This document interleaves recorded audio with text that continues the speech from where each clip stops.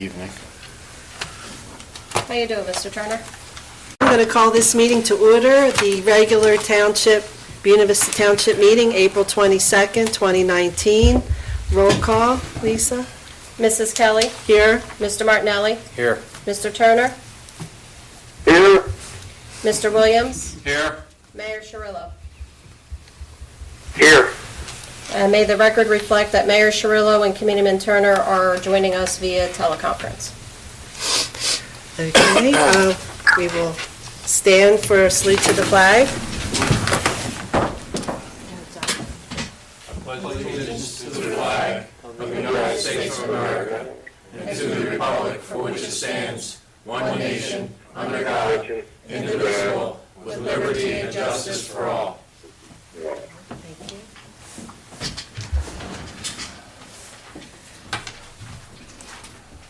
Okay, Lisa, approval of minutes. Thank you, Deputy Mayor. Can I read the announcement into the... Yes, Yes. please, read it into the record. On January 8th, 2019, notice of this meeting was mailed to the Daily Journal, the press, and duly posted in the main lobby of the municipal complex. All requirements of the Open Public Meetings Act have been met in compliance with the Sunshine Law. I have presented 3 sets of minutes this evening for approval. The caucus meeting of April 8th, 2019, the regular meeting of April 8th, 2019, and executive meeting April 8th, 2019. All members were present. Motion to approve the minutes as read into the record. Second? Okay, roll call? Kelly, Yes. Martinelli, Yes. Turner, Yes. Williams, Yes. Cirillo. Yes. Item 5, announcements, presentations, and discussions representing the New Jersey State Police here in Buena Vista Township. The Commander, Lieutenant David Liberto. Good evening. Good evening. LT, how you doing? Doing well, sir. Good evening. Good evening there, Mayor, Councilman Turner. Okay, for Buena Everything's Vista pretty Township. good. Did you say something? You're good. Go ahead. For Buena Vista Township, the stats for the month of April, calls for service, we had 525 calls. We had approximately 936 motor vehicle stops. Criminal investigations, we had 48, burglaries 2, alarm calls 47, medical assist 42, and that didn't include any of the Narcan reports. Again, when I come up here every month, I'd like to just tell everybody that we are actively out there patrolling. We're doing, this month, there's aggressive driver details that we do with the seatbelt details and cell phone details. My door's always open. Anybody, any issues in the township want to come in and speak to me, all they have to do is just walk in or just call the station, and we're here for you. Any questions from me? Lieutenant, there was an article in the paper about now anyone going over 5 miles after the speed, they're going to stop. There was an article, I was just wondering if you wanted to comment on that for the public, just to be more careful, or? Yeah, I mean, there's, it's sort of like a basic question, but the thing is, once you go to the speed limit, you got probable cause to be stopped.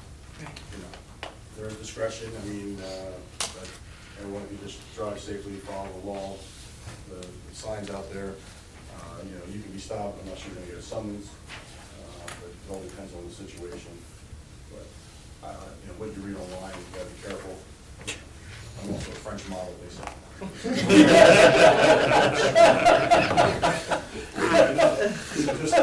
Well, this was in the There you go. Atlantic City press. Always changing with the times, right? Yes, exactly. I mean, we try not to just target that. I mean, we're looking for Right. people that are aggressive drivers, people on their cell phones, distracted drivers. They're the ones out there making the issues and the problems.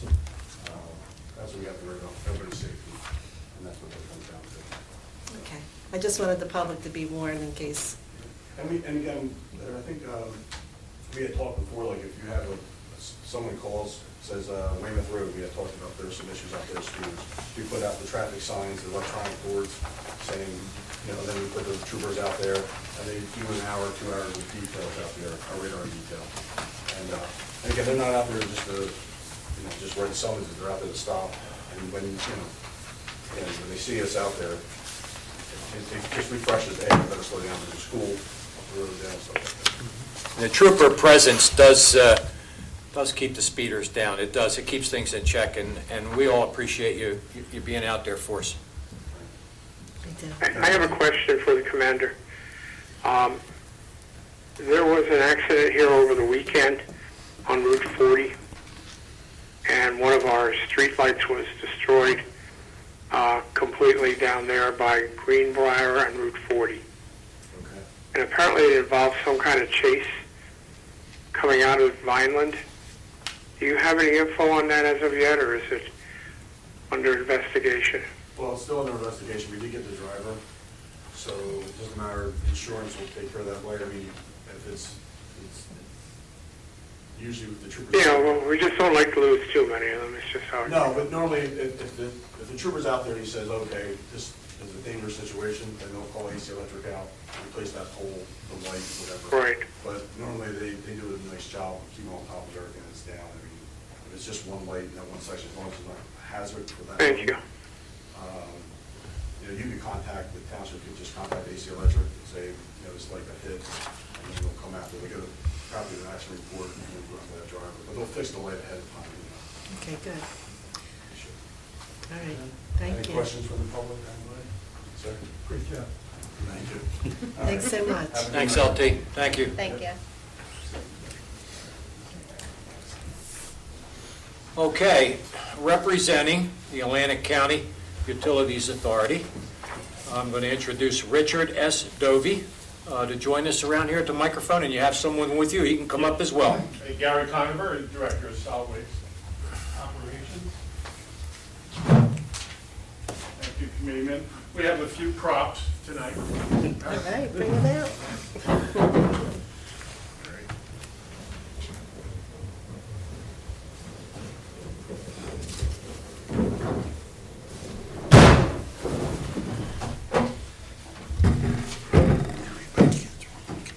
Okay.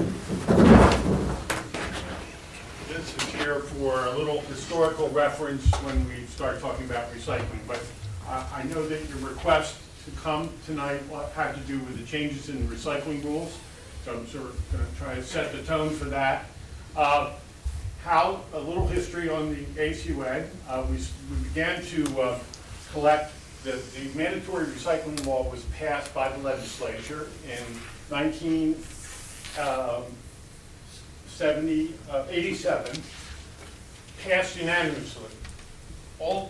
All of the members of the legislature, Senator, Democrat and Republican, passed it, and the governor at the time. Recycling is a good thing.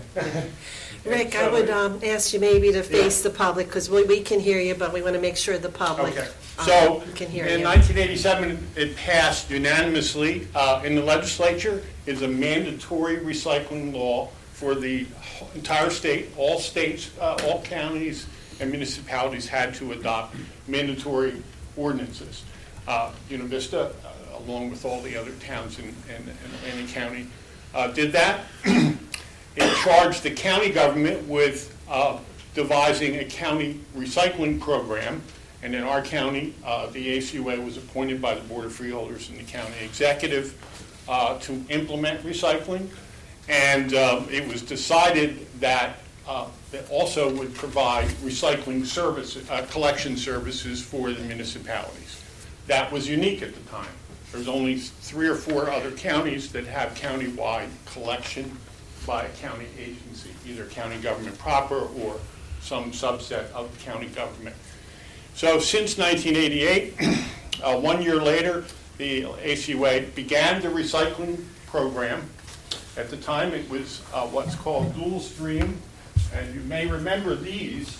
These were the first buckets. Oh, yeah, I remember. These are buckets from Whitehall Labs in Hamilton, and the county executive at the time, Dick Squires, and I were taking a tour of Whitehall Labs, and we saw a whole warehouse full of these things, and we said, what are those for? And he said, well, we're going to throw them away because they shipped the tablets, the Advil tablets from Britain to here, and these would be 25,000 tablets in here, and then they would package them there. So they gave them to the county, to the ACUA, and the ACUA distributed them, and they went out. So just think, in 1988, we had the traditional cans and bottles, newspapers, cardboard, bottles and cans were the program at the time, and these were adequate maybe for a year. And then you might remember the great bucket debate of 1982, when we proposed that every home would get 2 of these. That there were some elected officials who didn't agree. My good friend, County Executive Squires, he thought that every town should be able to vote whether they wanted to have buckets for their homeowners and residents or not. Turns out, all townships, including Buena Vista, approved having buckets distributed to everybody. The 3 towns that were not were Ventnor, Egg Harbor Township, and Northfield. Got me why they didn't want them, because soon as everybody else had them, they wanted them. But anyway, it was quite an ordeal to go through. Those were adequate. Now, as Buena Vista has helped lead the charge, the program has grown, recycling has grown in Atlantic County, and I think it's really significant that you see the kind of growth. That's almost what's necessary now for most homes.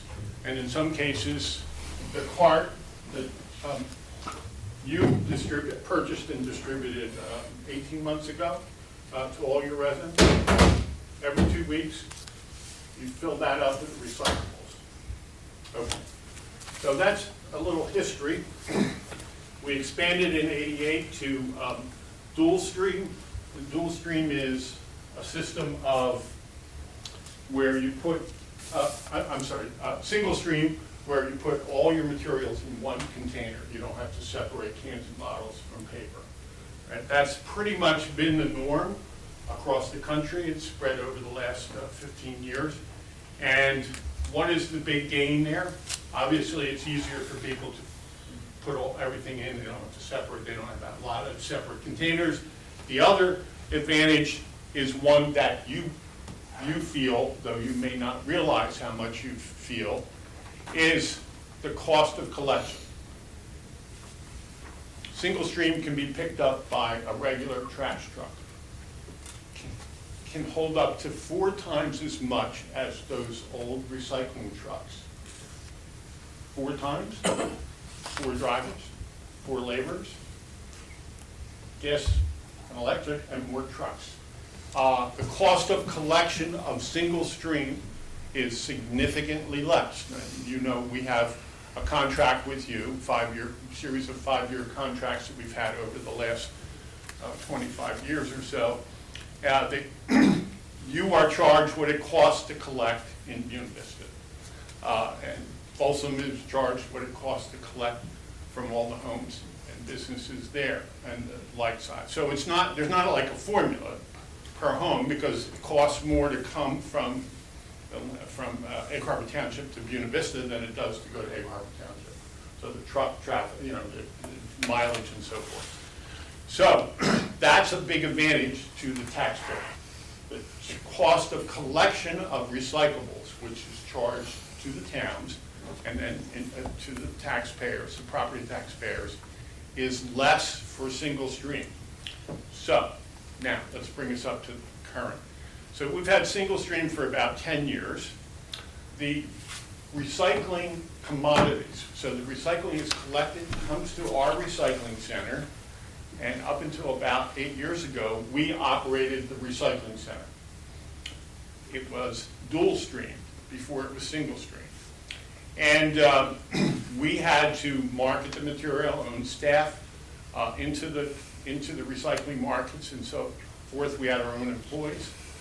10 years ago, we went out to bid, and we selected an outside firm to convert the recycling center to a single stream recycling facility, adding more materials and significantly enlarging what we've been able to do in the past, much more efficient.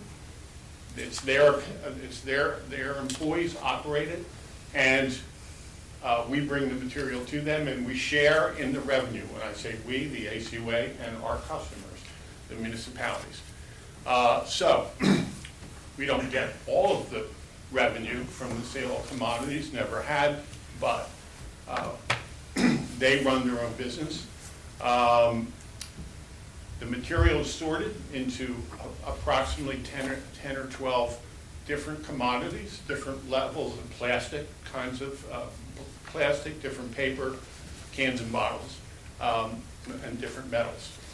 Those materials are baled after they're sorted and cleaned, and then shipped to markets where they are processed further. Okay, so here's where the big changes come.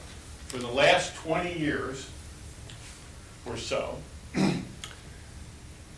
it has grown to be, up until a year ago, 60% of the world's recycling plastic and paper, fiber, has gone to China and processed further and then made into new products. All right. So you may ask, why did that happen? How did that happen? Think of logistics.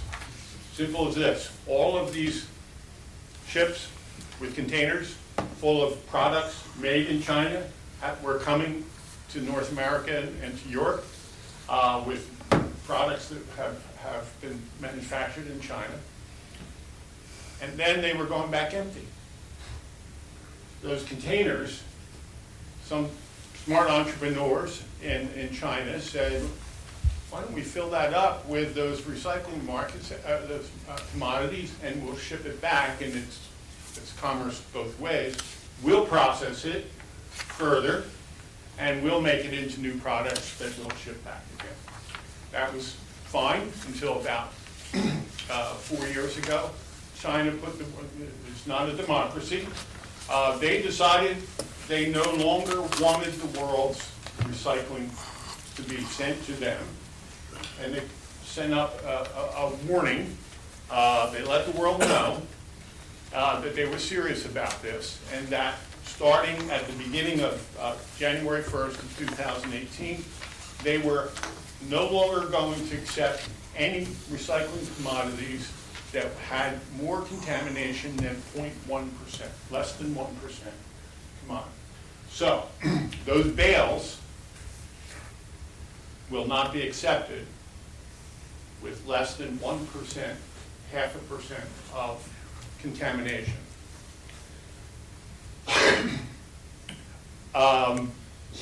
That's near impossible to happen. And they knew that. They want the recycling industry in China to serve China, to recycle their own trash and their own and develop their own system. Well, that turned the world recycling markets totally upside down. All of a sudden, 60% of the world market had no place to go. All right, so it starts getting shoved other places, Indonesia, India, Vietnam, Philippines, Mexico, but none of those places even collectively could absorb anywhere near the amount that China had been accepting. The other thing that happened is the price of the commodities went down, and third impact is all of a sudden the recycling markets could demand contamination levels that never had been seen before. They could be picky, or else they wouldn't take your stuff. So that brings us to this discussion. What we need our public to do is to understand there are stuff that had been okay for a long time that was being put in those containers and coming to our place. They're not acceptable anymore. So we are trying to get the contamination levels down. We're trying to reduce the contamination levels as much as possible. So the big changes, there you have a summary of the new guidelines that we rolled out at the end of middle of November, right before Thanksgiving. On this chart, on the left-hand side, is what is acceptable. And I want you to look at that, because that's really most everything that people have. This list over here is do not recycle, but most of those things never were acceptable. They just ended up in the recycling. And what happens is, if it ends up in the recycling and it gets to our place, our contamination level goes up even after processing, because our contract requires us to have no more than 10% with Republic, the operator of our plant, no more than 10% contamination. We have about 12% contamination over the last year. We're trying to get it below 10%. Well, actually, we want it as low as we possibly can. So we want the public to understand. Okay, the big change that has gotten, well, several changes that people have reacted most negatively about is the no longer are we accepting plastics 3 through 7. Okay. It really isn't a whole lot, but it is some things that are very significant to some people, like yogurt cups, food containers from takeout, from restaurants and when you go to the supermarket, if you get takeout food, those sort of things. Pizza boxes. Now, pizza boxes would be just fine if they never had pizza in them. So, pizza boxes are almost 99% of the time damaged by oil and grease and cheese and whatever else is in there, whatever your favorite thing is. That is contamination. So it degrades the recycling stream. But it's a sore point. But if you have a clean pizza box, meaning one that hasn't had food in it, pizza in it, yeah, that can go in, just like any cardboard can come in. Plastic bags. Plastic bags never were acceptable in a collection program, anywhere in the country. This doesn't have anything to do with the larger discussion of plastic bags and whether there should be fees for it or whether they should be banned. This has to do with recycling processing plants like ours.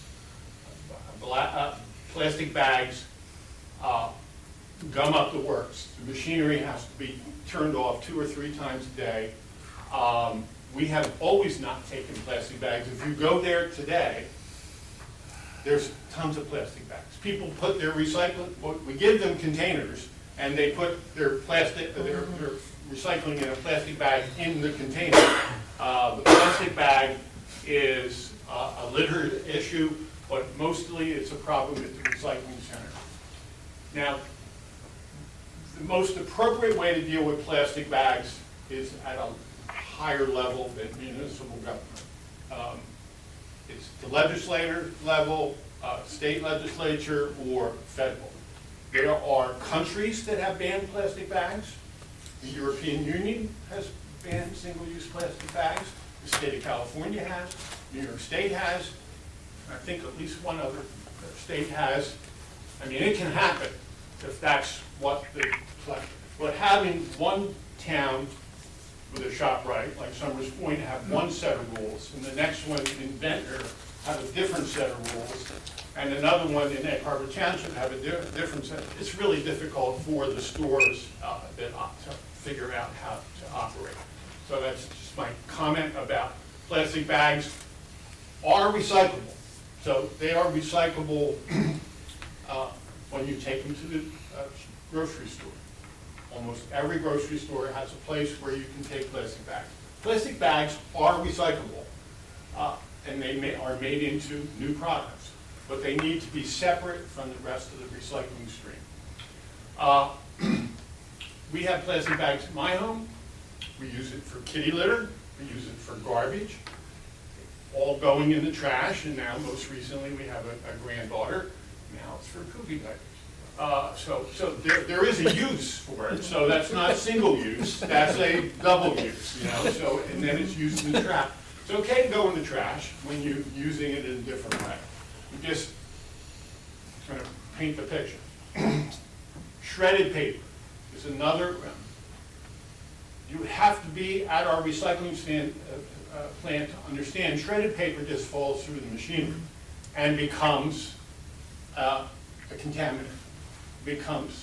So there's no point in doing it, and most of the time people put shredded paper in what? Plastic bag. So what we will have, what we have implemented is a drop-off location for shredded paper.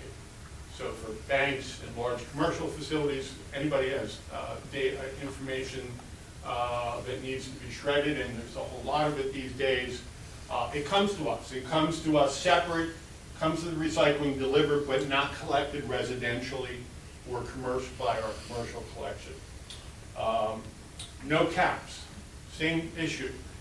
Why no caps?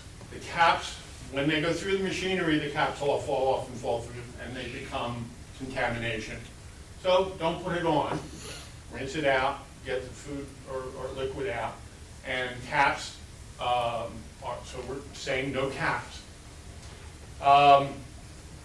No aerosol cans. Now, this one's a hard one for me, because I remember when we added aerosol cans, 20 years ago. That is a safety issue having to do with the plant. While we're making these changes, aerosol cans are, what happens at the end when all the aerosol metal cans are separated and cleaned and ready to bale, they go in a big baler. Aerosol cans at that point are a safety issue for the workers in the recycling plant. So we are eliminating them. Those are the big ones, and almost everything else on this list was never acceptable anyway. We're just trying to educate people. Who has been to the recycling center? If you go there and look at the pile of incoming stuff, you will see all these things. And that this is about public education. We need people to try to learn and understand why these things are unacceptable. So why would somebody put a string of Christmas lights in? I don't know, but that's not recyclable. And they do it all the time. So there's all kinds of things there. So there are many things. The plastics have expanded. So there's more plastics that are, that we have. I mean, everything comes in plastic now.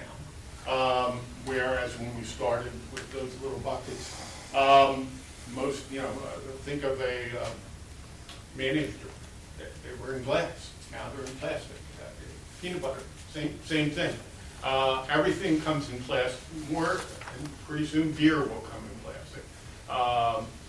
Why? Because it's safer, it doesn't break, so there's less wastage on that side. They used to have the batteries as separate, but do you still take care of The that? batteries that now are, that we have are safe and they can go in the trash. Just put them in the trash then? Yes. Okay. Paper and cardboard and cartons. One unique thing about Atlantic County is our plant is specially designed to take cartons, like milk cartons, orange juice cartons, and juice boxes, and separate it there. Most Ocean County, any of the surrounding counties don't. So we still take that, take the cap off. I told my wife that yesterday. What is the frozen food boxes? Why is that? It seems like Boxes are layered with a plastic. because of the plastic. Okay. So it's not just paper. If it was just paper, it would be fine. But increasingly, the geniuses in the packaging industry make things more complicated all the time. They don't check in with the recycling coordinators around the state. Metal, aluminum, tin, and steel cans are still, other than the aerosol, are still good, and so are glass bottle straws. So those are the major, that's sort of the background. Be happy to answer any questions you have. I have a half a dozen. Okay, I'm ready. I can't speak for my colleagues here. I can't speak for the public that are in attendance. Maybe I'm the only elected official who's been asked multiple times, multiple questions since January the 1st.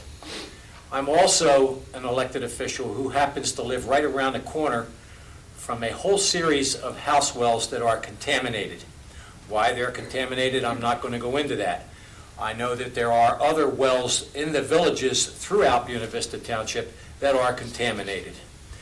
And my public, the public that I'm answerable to, have asked me questions about where does this stuff go, you know, after we put it in a trash bag and it's picked up by a trash truck. Now,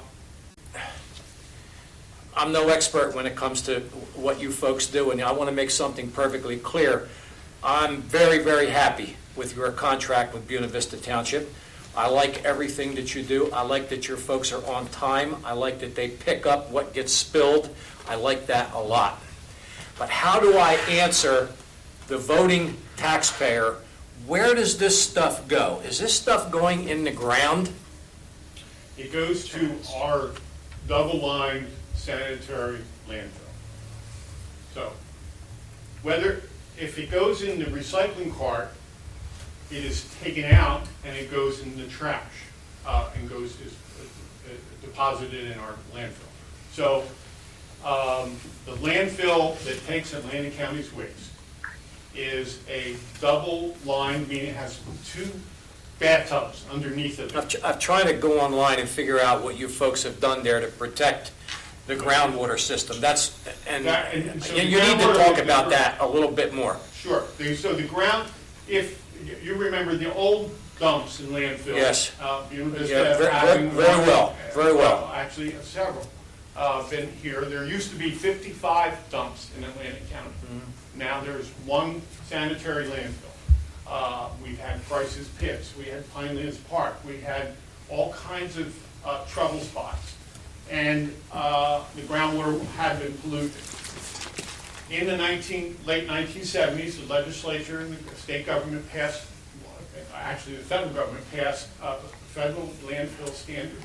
All landfills now have to meet the regulations. The groundwater cannot go into the ground. Or the I understand, leachate. I understand. So basically, if you thought of a landfill, it's like a coffee percolator. The rainwater goes through it, it goes through all the trash and garbage and whatever's in there. And it used to be at Price's Pit, Pinelands Park, any number of other places we can all think of that made the news. Then it went into groundwater and drinking water sources for people who live there.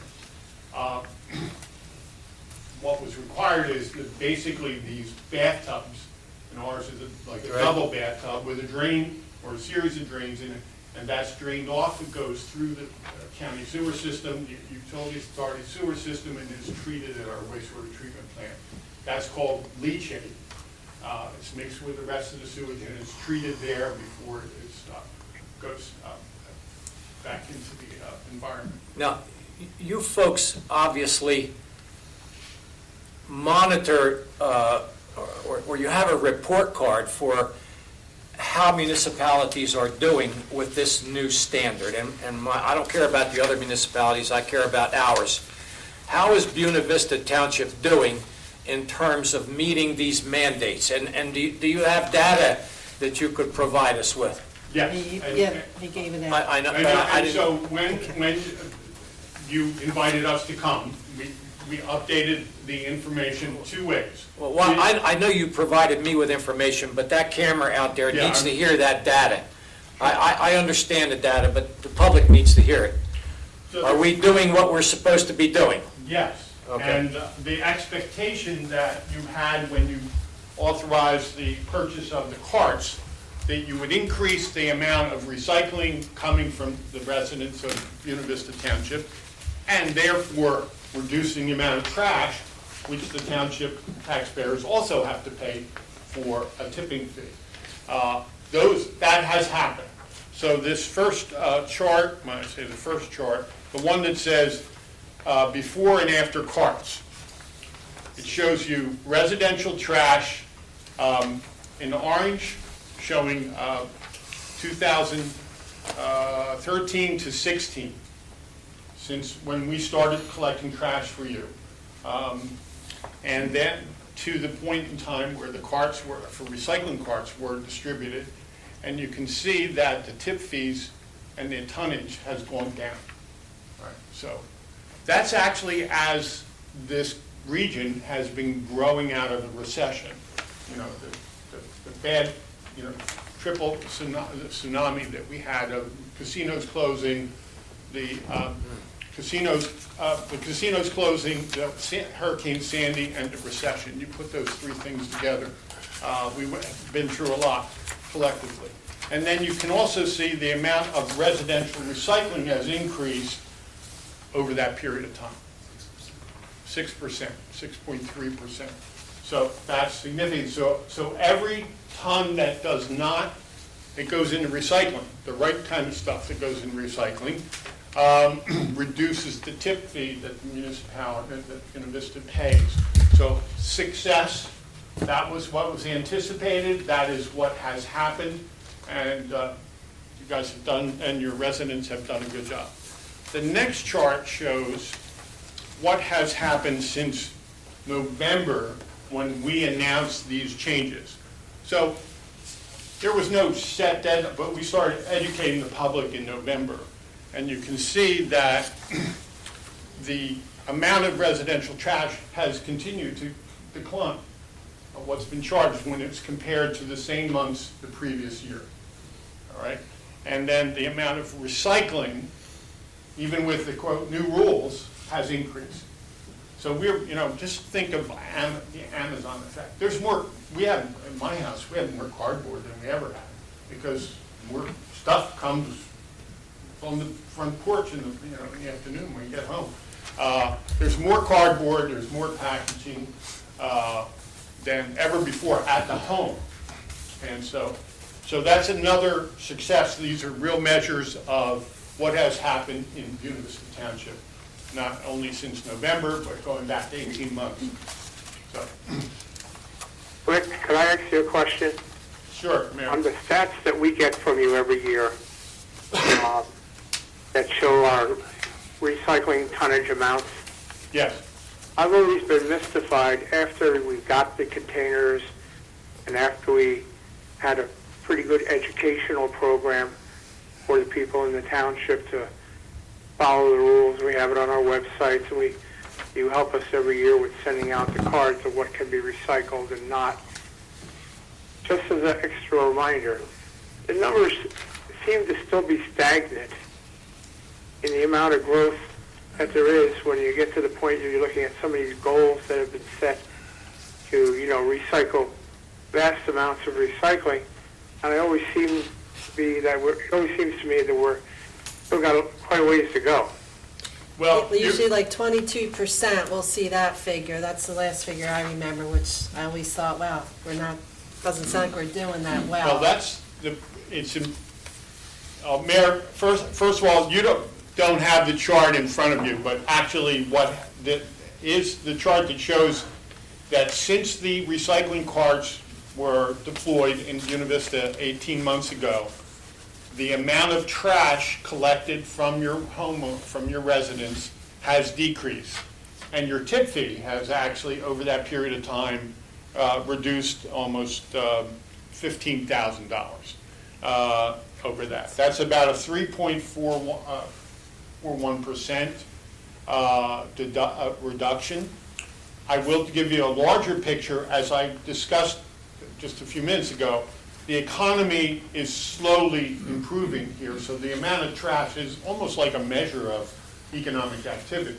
So we've seen more trash, but primarily from the commercial sector, not from the residential sector. And then, Mayor, the residential recycling has increased 6.3% since 18 months ago, since the carts were deployed. And they actually, recycling has increased about 33 tons since November when the new recycling guidelines came out. So a good bit of the trash that's generated in Buena Vista Township comes from the private sector, the commercial sector. And you're not measuring that. We're not measuring that because you don't collect that. Gotcha. So you can't always tell what the numbers really are with Yes. some of the measuring formulas, I guess. Right. Every town has a different set of set up for who gets collected, and so Gotcha. it's hard to compare each one. One of the other things that I just wanted to bring back this question, because I know how committed you are to Atlantic County, being a top recycling county in the state, and you're a very active participant in all different programs and things that that towns like ourselves have strive to improve our counts.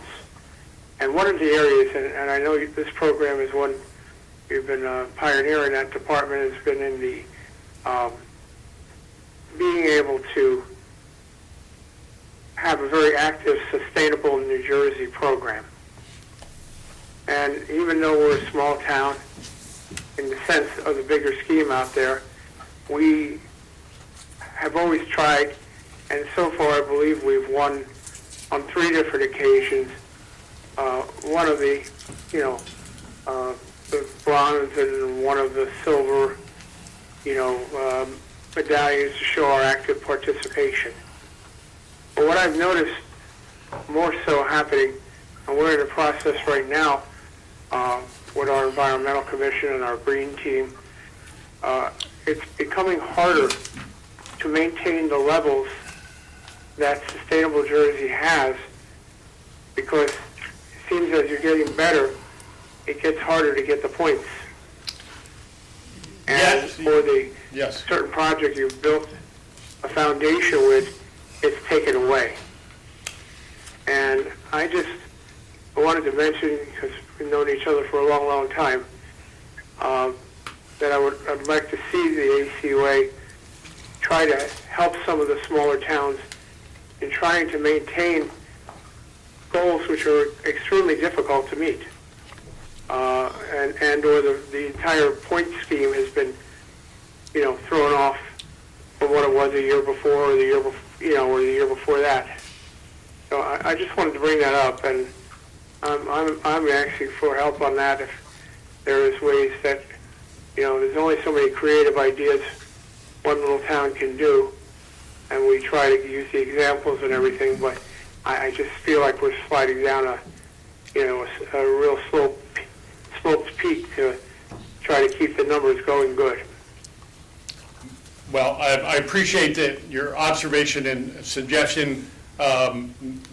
Members of the Township Committee and the audience may not know, I'm on the Board of Directors of the Sustainable Jersey Council, and this is it's difficult for small municipalities who do not have the same level of staff, and professionalism Right. isn't the right word, but to commit to it, and it is a statewide issue, particularly for smaller municipalities by population, not necessarily by land area, and it's one that we're trying to do.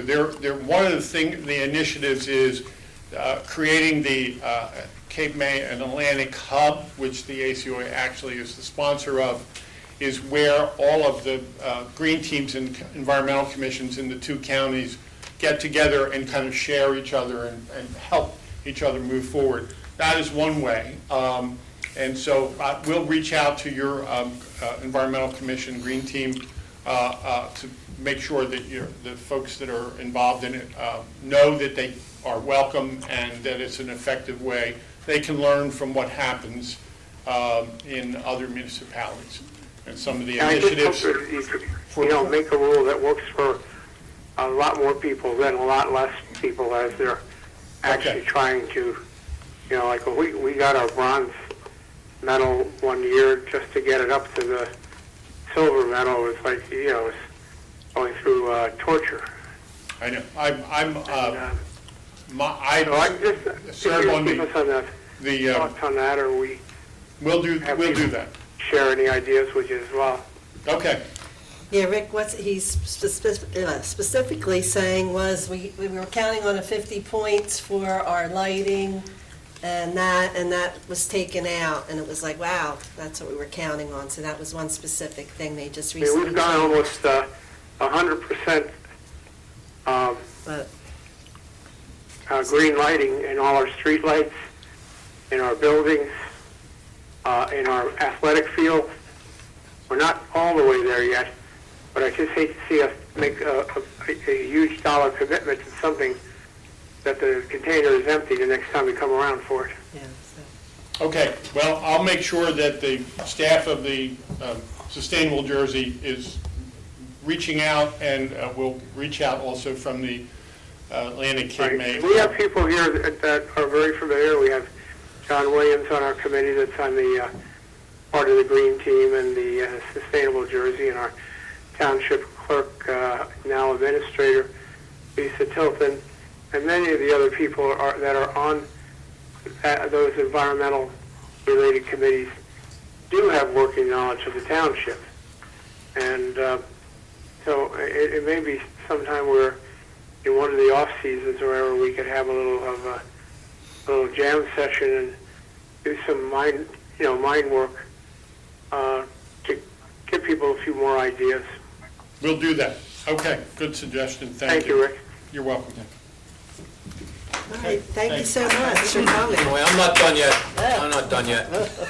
I want to tell you is I appreciate you coming down. I really do. I am a proponent of clean water, clean air, and a clean environment. I'm not on a green team. I don't need to be on a green team to be conscientious about our community and our drinking water. And I hope in 6 months, maybe, one of you might come back and give us another update on how the report card is doing with our recycling and our trash. And if I had a wish list, this would be it. I have both of your containers. I have the trash container, excuse me, I have the recycling container, but there's just my wife and I. I keep both of them in a garage, safe and sound.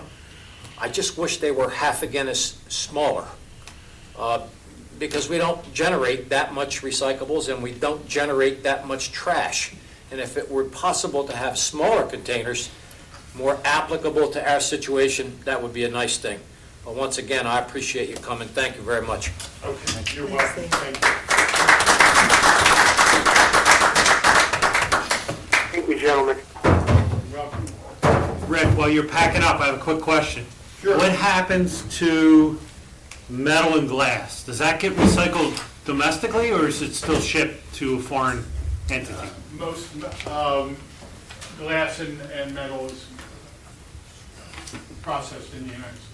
Thank you. In the United States. I failed to mention one of the reactions that's happened in the last year is those same entrepreneurs that were doing it in China, they said, oh, we're going to open up some mills in the United States. So they're reopening one of the larger companies that do this called Seven Dragons. And they're opening up several mills for paper and for plastic in the United States. Reopening mills, you know, the frustration is, why isn't the packaging industry investing in this? They create this stuff. Sure. Why aren't they investing in that? So there's a lot of greenwashing, particularly this is Earth Day today. Happy Earth Day, everybody. This week, lots of companies are green and they're all for recycling. Just think of this, all underneath just about any piece of trash, there's a recycling symbol. And for the most public things, oh, that's recyclable. That's why, that doesn't mean it's recyclable. It just, you know, anything could be recycled, but is it economically feasible to do so on local property taxpayers? That's another issue. But recycling is not dead. As you can see, there's more recycling coming from Buena Vista to the ACWA Recycling Center to be processed and go back into the marketplace than there was last year this time. So it's not dead. Just evolving a little bit. Thank you. Okay, thank you for your presentation. So the reports of recycling's untimely deaths have been greatly exaggerated. Correct. Thank you to Mr. Mark Twain, right? Thanks again. Thank you. Here to provide us with some legislative updates, Senator Chris Brown. Good evening. Come around, Chris. You gotta come around. Yeah. Come around. You know, I've been to testimonials. And face the public so that they can see you. Share with everybody. That's all right. First of all, I want to thank committee and Deputy Mayor for inviting me and giving me an opportunity to update not just you, but all the residents, the families of the township. A lot of times we get elected, we get hide under a rock, wait till we run again, and then show back up. But it's important to me to come out, answer questions, be available to the public, and to give you a little update. So thank you very much. And thank you for all the work that you do. And I also want to take a moment just to thank your mayor, Chuck Chirell, for nobody is more dedicated and more determined and works harder than Mayor Chirell. And so, Mayor, we wish you a speedy recovery, and thank you for your dedication. Well, thank you very much, Senator. Right now it means much more than it has meant in a long time. So trying to make myself, get myself back on the road again and doing all the things I'm kind of missing some of, but trying to still stay actively involved. So I very much appreciate it, Chris. Yeah, but we know you will, and I will be back, and when I come back, you'll be sitting up here. We know that. So, God. yeah. One of the nice things about going around to different municipalities is you learn, I learn every day where I go. And so tonight, thanks to Mr. W. Now, you do understand, in 1987, that legislature, I was in college. So you can't lay that on me, all right? Yeah, it's quick to do that, now. You've been around a while. Been around a while. In my house, Don't forget, my daughter Her is... flip-flops would be on also. That's right. My house, my daughter is the recycling police. And, you know, if I put something I'm not supposed to, she tells me and ridicules me, thank you, because she's been leaving the caps on. So tonight, I'm going to let her know, take the cap off for crying out loud. Mr. Dubby's trying to get him off the floor. So thank you, and thank you. You know, one of the greatest things about municipalities and a nice, tight-knit, small community is that these things you take the time to do for your residents, to educate them. Because I tell you, I learned a lot tonight. And I'm involved in government, so you can only imagine families are getting up every day, going to work, coming home, trying to figure it out. And recycling's, you guys make it a little complicated, I will tell you that, a little complicated. But, so, okay, one of the things, and I'll be brief, because I know that was an extensive presentation, was getting the rail service back open. I wanted to make sure that everyone was aware that from the moment they decided, the governor and the state and NJ Transit, that they were going to shut down the rail line, we immediately were on the phone with the governor's office, with the chief of staff, as well as Director Corbett from NJ Transit, explaining to them how foolish it was for them to shut it down. If you think about it, Atlantic City, for example, is a driver for the economy. You're talking about $2.6 billion a year, and you're going to shut down a train that leads into that, not to mention just all our hardworking families throughout Atlantic County. So they were telling us the end of May, we've been pushing them, so May 12th. Everybody should know that the train service will reopen on May 12th. I think that's important, and I know in speaking with Ms. Tilton, a lot of people here in the township rely on the shuttle, and so that should all be back on the 12th. The other thing, I'll just keep it brief, another thing that I try to do is not just come to municipalities and make myself available, but we do a mobile district office. The next one we're doing is on May 8th. It's at the Absecon VFW. And somebody who's been activated for war on 2 occasions and served. I have 2 sons in the Army now, and I'm working on my daughter, the environmentalist. I'm working on her, and I think she's about ready to join the Army. So we'll have a hat trick.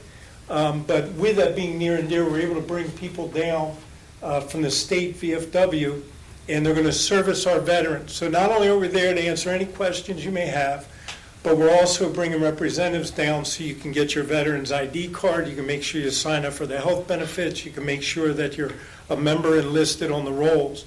So any of our veterans or even family members who might have somebody that you want to make sure gets signed up, May 8th, 4:30 to 6 o'clock at the Absecon VFW on the White Horse Pike. And given the agenda you have and that great presentation, if you have any questions, I'd be happy to answer them. Otherwise, I thank you. Just one question, Senator. And I meant to say it on legislative day. I went up to Trenton, but I didn't get in the line in time, so. But I know that the casinos, I think we collect maybe less than 10%, and Pennsylvania's getting 55%. And that's been from 30 years. Is there any way to change some of that on the profit? I mean, to get a little more than we're getting? That's a great question. So if we go back in time, originally, when they set this tax rate, it was before they built the casinos. And so as an incentive to spend, for example, the Taj Mahal when it was built was $1 billion, to make that kind of brick and mortar investment that Paul at the time was that tax rate. Then unfortunately, the mismanagement in Atlantic City, their taxes are through the roof, but it's being done through the property taxes. Right. So they're paying so much in property taxes that it offsets even their ability to raise the gaming tax. Two of the taxes that we made sure and was an advocate to put it up at 12% was the internet gaming, as well as the sports betting. So that when they came online, they are taxed at a higher rate. And That's the 12, they're getting 12%? yes, For both of them. the internet as well as the sports betting. And one of the things that has happened was through poor planning. I mean, I wish all of you were in charge of the city and the state, because you have your long-term plan and you actually think about the future. In Trenton, they do it by your watch. So they're 5 minutes ahead of themselves and that's it. But as all the other gaming was expanding in all the neighboring states, they did nothing to change the model. We've been working very hard. We were able to get the bill passed to create the aviation zone so that we can give incentives so that other businesses will come here and invest. We've continued to try to find different ways to bring people in outside of gaming.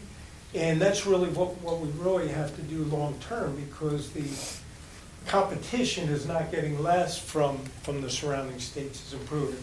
But it's too late to really change that model at this point, even though it was like 30 years ago, and, Until they find a government in Atlantic City that does not tax them tens of millions of dollars in their property tax.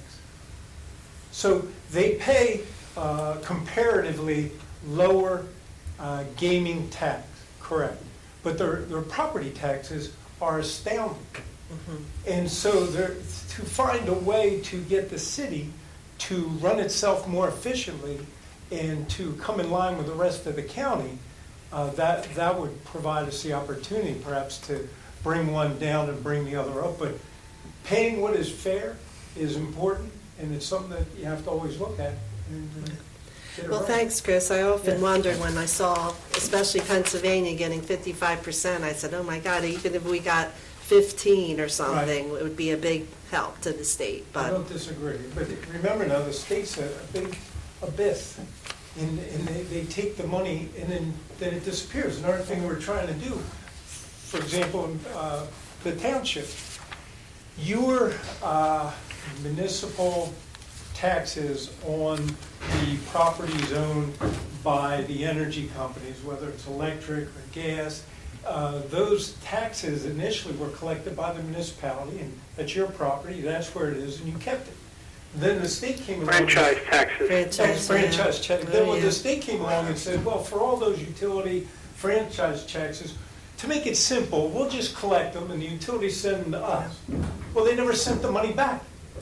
So we have a bill pending to make sure that they take the money that was intended for that. The 911 calls. Every person pays 90 cents for the calls. And that was dedicated to go back to each municipality, so you would have the money to upgrade your infrastructure on your 911. The state keeps the money. It is, I don't know what happens to them. Like, I'm sure when they get home, they balance their thing, they do what they're supposed to, but they get to treat this like a sailor and his money. So I All appreciate right, what well, you're saying. thanks, Chris, I often wondered, so I Yeah. just wanted to ask you about that. Thank you. Well, thank all of you, and I thank everybody. Remember, May 8th, the VFW in Absecon. Thanks, Chris. Okay, thank you, Good Chris. seeing you. Thank you too. Our special events chairperson, Beth Conway. Thank you. Welcome, and just to let you know, Special Events is working hard this year. We've got a lot of great events coming up. The next one that I want to let you know about is our 5th annual Richland Village Festival. That will take place May 11th at Sawmill Park. That's going to go from 10 a.m. to 5 p.m. We've got a jam-packed day full of all kinds of fun, live entertainment. We've got our own local 10 Eddie band, and Kenny Jeremiah of the Soul Survivors. Both of them will be performing that day for us. We will have the Patcong Valley Model Railroad will be open that day, as well as the Cape May Seashore Lines. They will be running their full train rides that day as well. We'll have lots of food vendors, lots of craft vendors, merchant vendors. Everybody will be there with their product. We'll also have the car show coming through, and that's a lot of fun with that one. So you don't want to miss that one. That's May 11th. If for any chance there's a rain date, that rain date is scheduled for May 18th. So the next thing on the agenda is our free summer concerts program. We have 8 great concerts lined up for Wednesday evenings at Michael W. Park. They start on June 26th, and they will run through August 21st. We have one rain date set aside for August 28th. So like June 26th, all the concerts start at 7 p.m. and go until 9 p.m. So June 26th, we'll have John Lally and music by Jam. Then on the 10th, we have Tear It Up. Then on July 17th, we have Poor Mouth Henry. July 24th will be Ken Jeremiah. July 31st is the 10 Eddie Drive. And August 7th, Mr. Lonnie Youngblood will be with us. August 14th will be Dr. Chico. And on August 21st, we have DJ Nikki G with us. We also have our concession stand open for all of those concerts, giving you a great opportunity to get some really reasonably priced food and snacks and beverages each evening. So come and join us. They are each Wednesday night, beginning June 26th to August 21st, starting at 7 p.m. The concession stand will open at 6:30 if you want to grab something to eat before the event starts. Also, make sure you bring your dancing shoes because the dancing floor is open for all that attend that night. So then our next event is going to be our Independence Day celebration. That's our 31st annual Independence Day celebration. This year it will be taking place on Saturday, July 6th at Michael W. Park. Once again, another jam-packed day. We've got Nikki G doing our DJ. Lonnie Youngblood will be performing at the gazebo from 12 noon to 2 p.m. We have lots of great food vendors, craft vendors. That day we will also have our EMS and fire truck parade and show. The firemen will also be having their annual water barrel fight. That's always fun to watch. We'll have hay rides, bounce houses, all kinds of fun for the kids, all kinds of fun for the adults too. And we'll culminate the whole day with fireworks at dark. So that will be a great way to spend your Independence Day with your family. So that pretty much gives everything up for now. We do also have one other event coming up November 16th. If you're interested in that, we are accepting crafting vendor applications for our November 16th holiday gift boutique. That will take place here at the Municipal Complex from 10 to 4 on November 16th. So that is what I have to say. Any questions? I just want to make a comment, Beth. The one thing that's been looking good on some of the reports that I've seen is that we've always tried to make these special events activities pay for themselves. Yes. And it seems like we are doing well, for especially the Richland Village Festival and the Independence Day celebration. Yes. And we do raise money for the concerts also by people taking out ads on the calendars and things like that. And you've been really doing a real great job of getting that done and keeping us on time with the bills before they get to the mailbox. Thank you. Yes. We tried very hard to make sure that these events cover themselves. Yes, you've been doing a great job, Beth. Thank We you. appreciate I it. want to say thank you. Thank you. Okay. Thank you, Beth. Good night. Representing the King Community Center this evening, we'll have a report by Lisa Tilton. Thank you, Committeeman Martinelli. For the March 2019 report for the Martin Luther King Center, this month they observed Women's History Month. They detailed 30 women in history on their Facebook page. So if you go to the Dr. Martin Luther King Facebook page, or you can also link it through on our website, you can take a look at all the 30 fabulous women in history that were definitely recognized. Some of the different events that they had at the MLK Center were 2 food pantries, 4 senior lunches, 8 Easter Seal luncheons. Zumba classes are also held there as well. Their calendar is located also on their Facebook page, our website, and also on our Facebook page to check out any other events that they have there. They did hold their annual Easter egg hunt. They also had the community garden opening this past Saturday, which was rain or shine. And they also have a senior sub sale, which is coming up, and their Mother's Day breakfast, which is on May 11th. So you can take a look out for that flyer. If you have any questions about their events, you can contact the MLK Center at 609-704-7262, and they could definitely help you out for any needs that you may have. That's my report. Thank you. Our Acting Director of Public Works, Brian Johnson. Good evening, Mayor, Township Committee, residents and the public. April monthly report for Department of Public Works. April 6th, we host our monthly resident drop-off. We had another decent turnout from the residents that dropped off brush, oil, and e-waste materials. All of our dirt roads and paper streets in the township have been repaired and graded. All the parks are officially open. Bathrooms and irrigation are open and running as well. Roadside tree and brush cutting has been done throughout the township. Gene and I have managed, along with the guys, to cut down 5 road hazardous trees before they blew down during the storms that would have taken out poles and power lines. We've been doing a good job trying to stay proactive with a lot of the dead trees in the township, which obviously eliminates a lot of headaches for us at 2 in the morning during storms, and cut down on overtime. So we try to get it down during our slow times during the week and take care of these problem trees that are all throughout the township.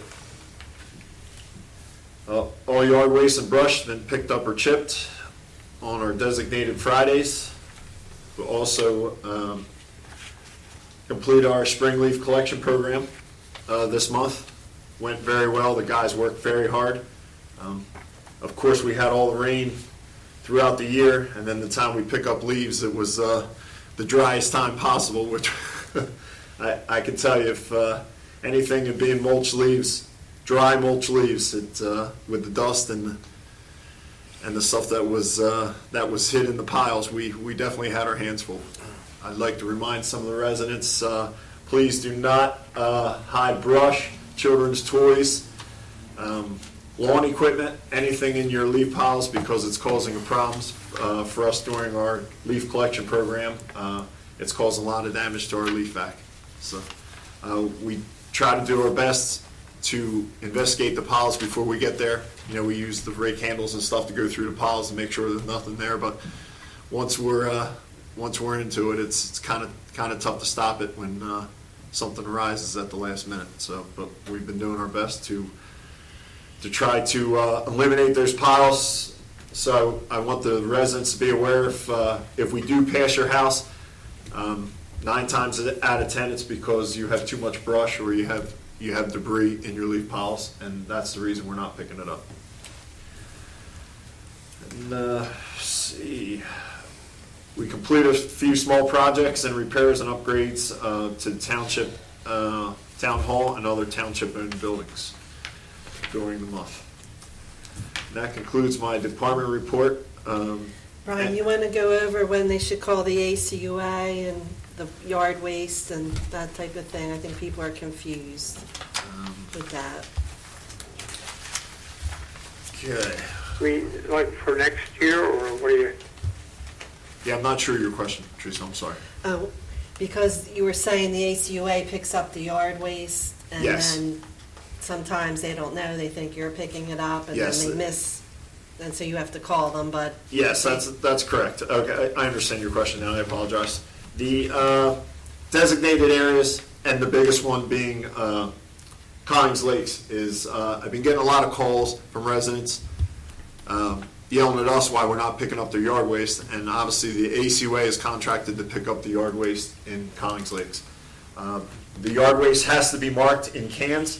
If it's any kind of leaves, grass clippings, or any kind of brush, small branches and stuff, they have to be marked in cans that says yard waste, or collected and bagged in the biodegradable brown bags out front, and the ACUA will pick that up.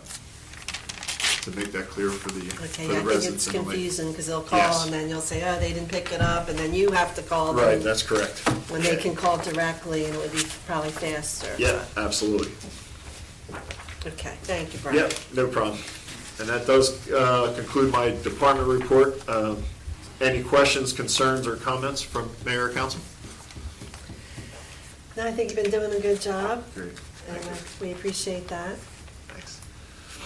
Brian, on behalf of the residents on Semino Boulevard and Lee Jan Terrace, I want to thank you, Gene, and the 6 men that were involved in cleaning up both messes in both swamps.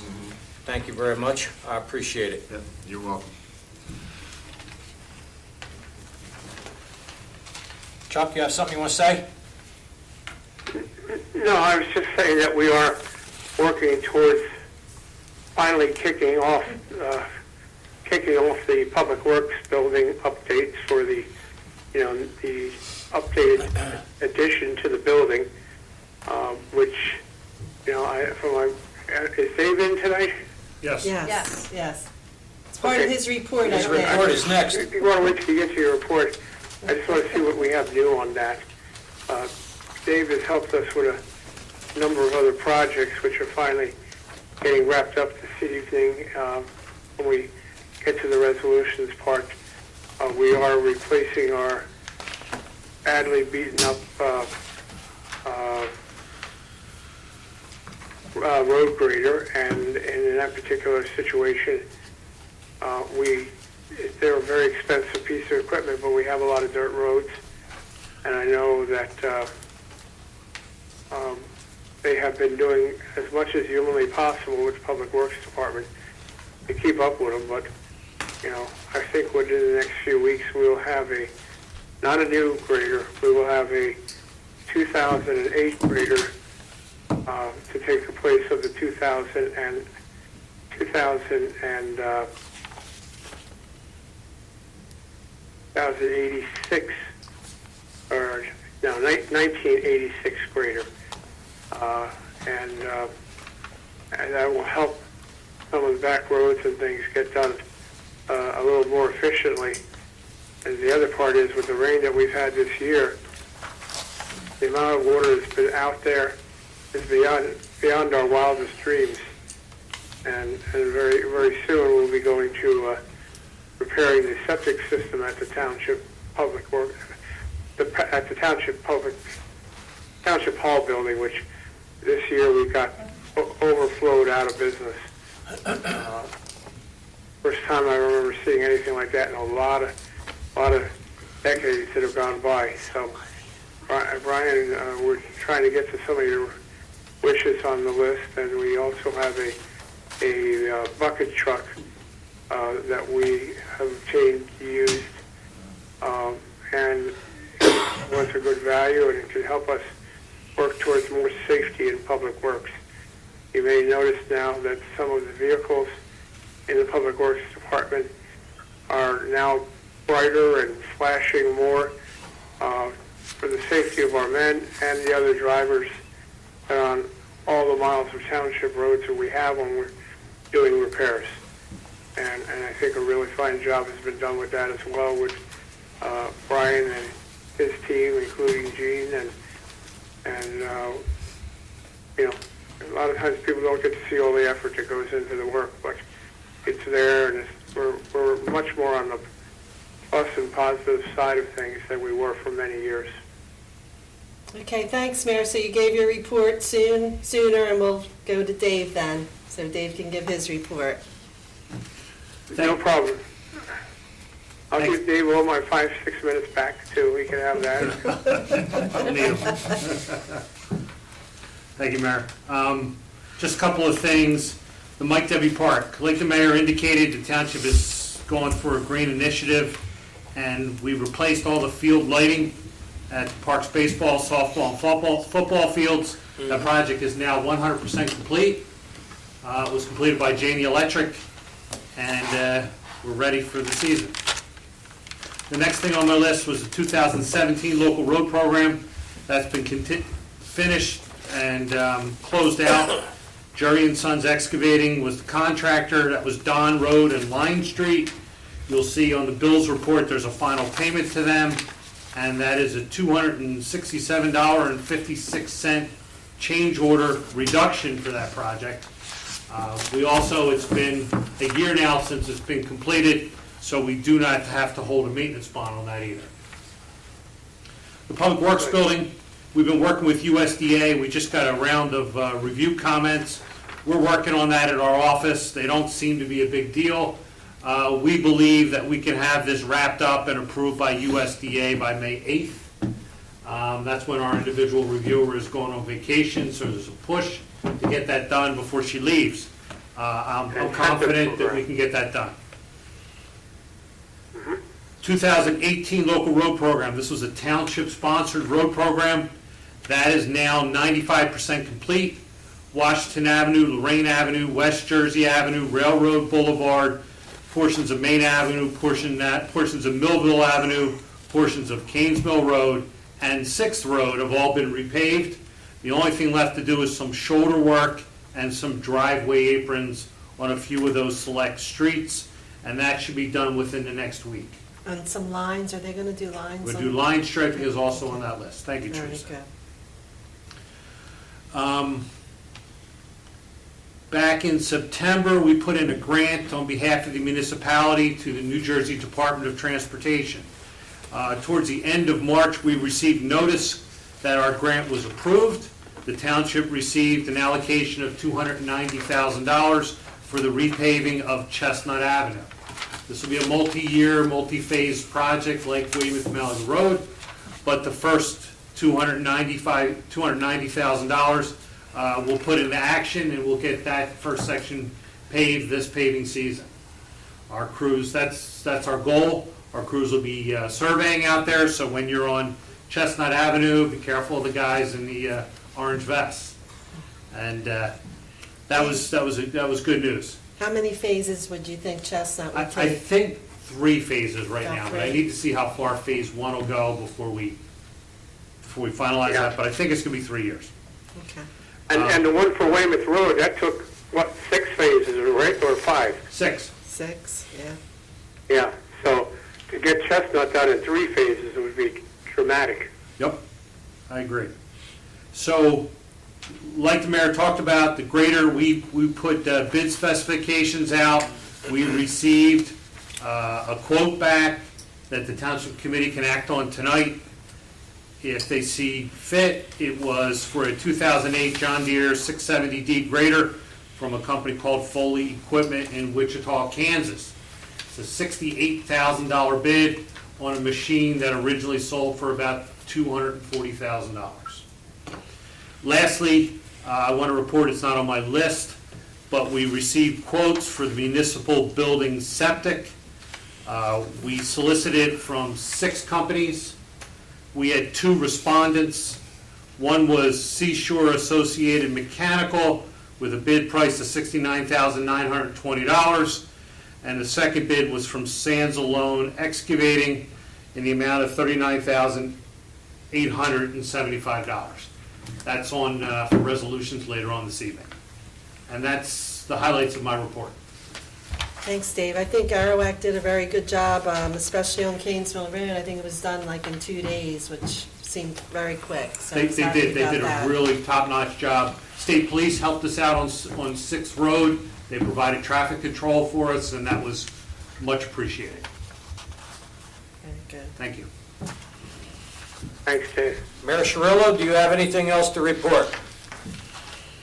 Well, back in 1962, no, I'm done. I have no additional reports. Item 7, ordinances for introduction, first reading, there being none.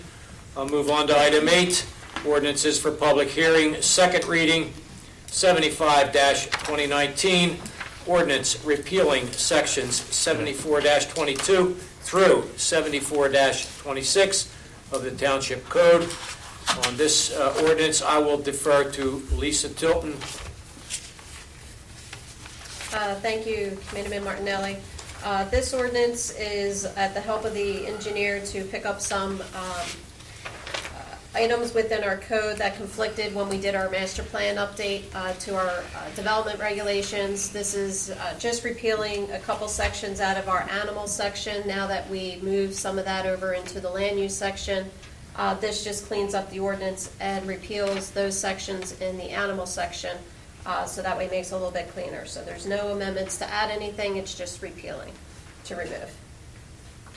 Okay, I'll make a motion to open that to the public for a public hearing. Second.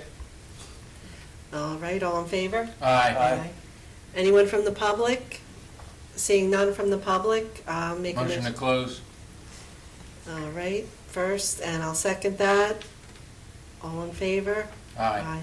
Okay, so now we will go for an adoption of ordinance 75, 2019. Motion for adoption. Moved. Second. Okay, roll call. Lisa? Turner, Yes. Kelly, Yes. Martinelli, Yes. Williams, Yes. Cirillo. Yes. Item 9, public comment on current agenda items only. In order for the committee to conduct the business of the township in the most productive manner possible, meeting attendees will be given 2 minutes, all inclusive, to comment on any agenda item or item without comment or question from the committee, but only on items specified on the agenda listed for the current meeting. Please stand at the microphone at the appropriate time. State your name and address for the record. Item 10, resolutions. 118-19, authorized payment of bills in the amount of $1,850,909.62. For the record of that expenditure, for school tax was $843,604.83. Our fire districts, $271,302.75, making the municipal expenditure for this current period $736,002.04. Item 11, consent agenda includes items of business which are not controversial and do not require individual discussion. A motion approving the consent agenda is moved, seconded, and voted upon as one item by the Township Committee. If any discussion is requested on a consent agenda item, it is removed from the consent agenda to the regular agenda. Resolutions 119-19, authorizing the administrator to execute maintenance agreement with Penn Power for systems for emergency generators. 120-19, authorize the mayor to execute agreement with Enforce. 121-19, authorize mayor to execute independent consulting contract with David Scheidick to serve as principal public works manager. 121-19, requesting Atlantic County to install a no passing zone along Oak Road. 123-19, approve change order number 2, decrease for 2017 local road program. 124-19, award bid to Foley Equipment Company for 2008 John Deere 670D motor grader. 125-19, award quote to Sansalone Excavating for replacement of Town Hall septic. 126-19, award quote to Grand Ford Truck Sales Incorporated for 2008 Ford F-750 bucket truck. Thank you.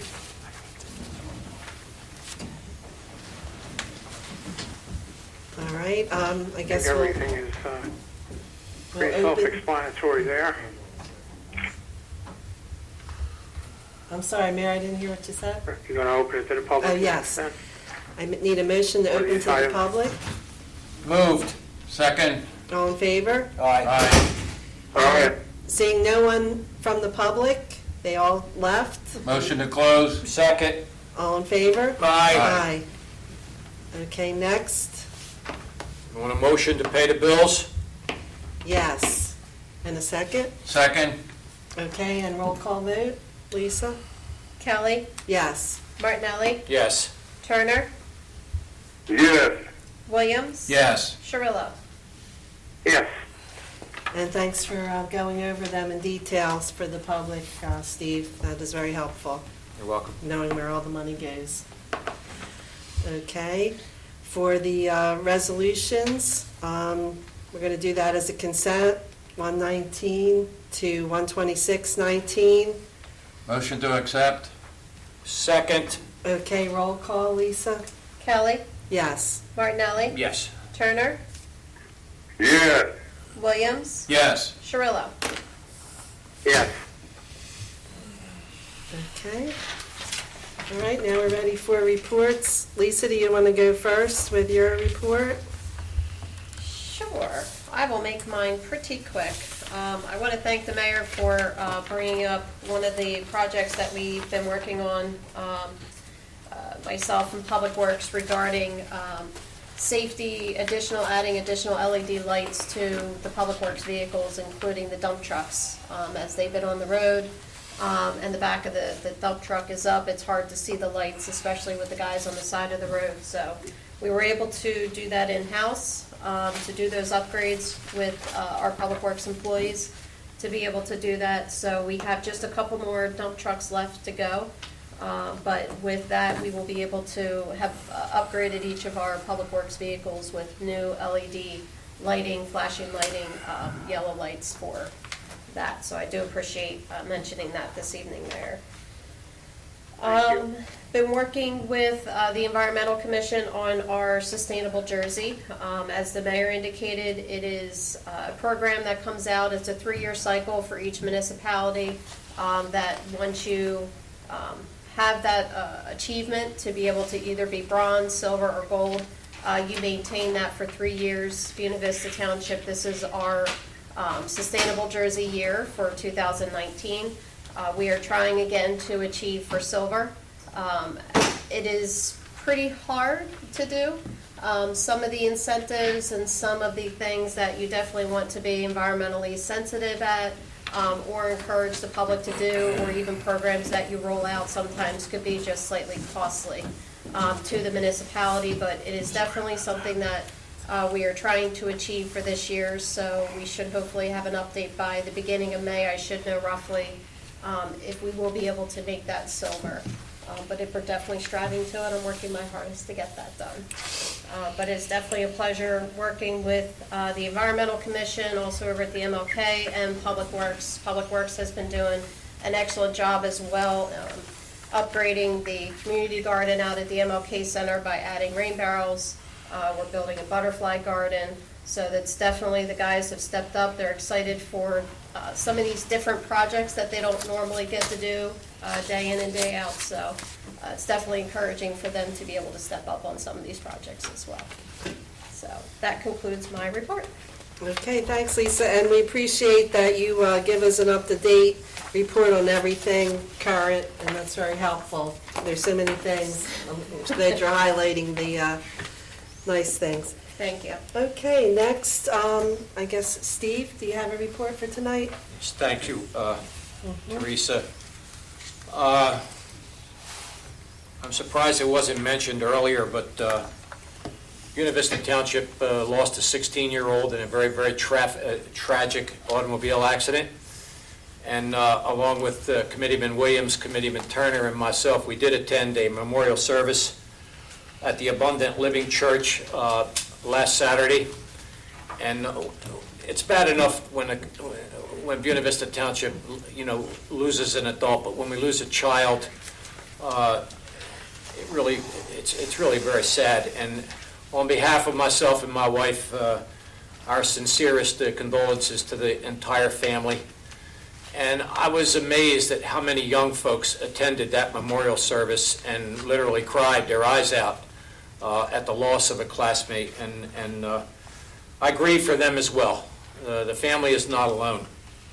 I do want to thank the members of the ACUA for coming out this evening and kind of clarifying a lot of things. As I said earlier, I am a proponent of clean water, clean air, and a clean environment. And I do believe that these folks are doing what they can to make that a happening. I would encourage my neighbors, and I would encourage all the residents of Buena Vista Township to continue the very, very good work that they're doing with the recycling. I want to congratulate the folks, including Quentin McClendon, who could not be here tonight, for their success at Impact Harvest at the King Center this past Saturday. I also want to compliment Reverend Mallory for his roundtable discussion this past Saturday, where Assemblyman Armato, myself, Committeeman Williams, Committeeman Turner assembled there. One of the topics was, it seems that we all made the Washington Post with regards to the wrestler who had to cut his hair some months back during a tournament. And the last thing I want to say is I did go on out to the Martin Luther King Center today for the senior sub sale. I did bring home 2 very, very delicious Italian subs, and they are no longer in existence. All right, thank you very much, Teresa. Okay, thank you. Thanks for attending everything that you did, Steve. John? Yes, on April 8th, we approved the resolution for leases for the Ricoh copiers for various offices, which is a savings for the township versus the Xerox machines that we used to have. Also, the LED lighting, we just made our last payment of $17,540, and then we also made a payment for $83,938 in March, for March payment. Also, our next thing was that I attended was the Atlantic County Association of Township Officials on April 12th, and there we introduced and approved a resolution supporting local firefighters and volunteerism. Also, the Environmental Commission is working on Sustainable Jersey, as Lisa mentioned, and we're working for the upcoming festival on May 11th, 2019, and we're going to make 50 individual bird feeders that we decided, and also we purchased some 100 hummingbird feeders that we're going to use as giveaways. We're also going to have some gift certificates there that we're going to give away, 25-hour gift certificates from Plant Source and possibly a couple plants. Also, we're going to have a farm tour on July 27th. That will have pickups at the Martin Luther King Center and Cranberry Run, and we're going to go visit all the farms in Buena Vista Township, and we're going to use the shuttle to help us pick all the people up. And we're going to have 2 pickup spots, one in at the MLK Center and one at Cranberry Run, and we're going to have that from 12 to 4 on Saturday the 27th. Also, I attended Comcast Cares Day, as Steve mentioned, and we participated in the Adopt a Bed program for putting the beds together, and we had 4 full beds and 4 half beds that were constructed, and we're kind of redoing that whole garden. Also, as Lisa mentioned, we're doing a butterfly garden at the rear of the Michael W. Park Nature Trail, and we're also doing a 1-mile trail over at the Collins Lake School, which will be the first phase of that program. We're eventually going to get a 1, 2, and 3 mile trail. And that's all I have. Okay, thanks, John. Thanks for attending everything. Oh, and also, yes, I wanted to thank Steve for bringing that up, that we attended the ceremony for the boy that passed. He was only 16 years old, and he was related to Herbert Sykes, who was his grandson.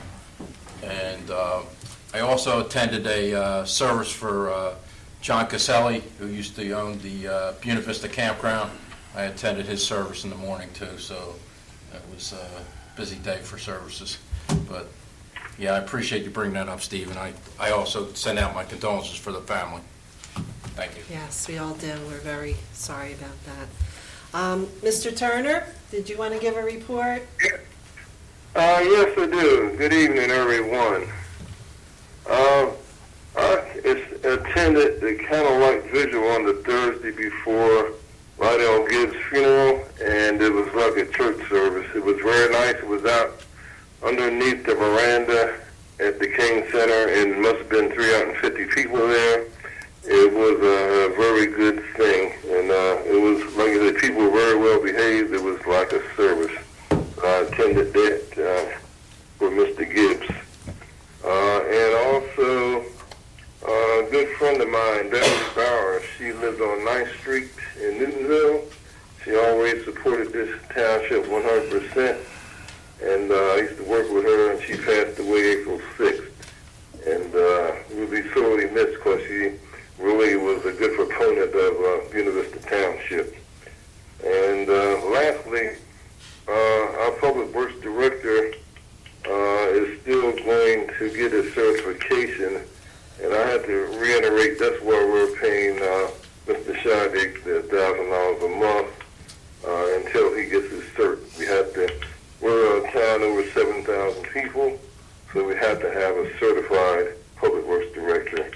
So I just want to put that in so people don't think we're just giving away $1,000 a month. And that's about all I have, and tell John Williams and getting ready to get on that plane tomorrow. Okay. All right, have a safe trip, Dave. And while we're talking about... Go ahead, I'm What are sorry. you doing? You're like leaving on a jet plane this song, or what? Yeah, we're going to Florida. My daughter's in Florida from California, so I'm going to see my baby there. I hear you. All right. Quick Okay, department reports here. We received a copy of the Township Administrator, Tax Clerk, and Planning Board Secretary report that Lisa gave us a little bit earlier.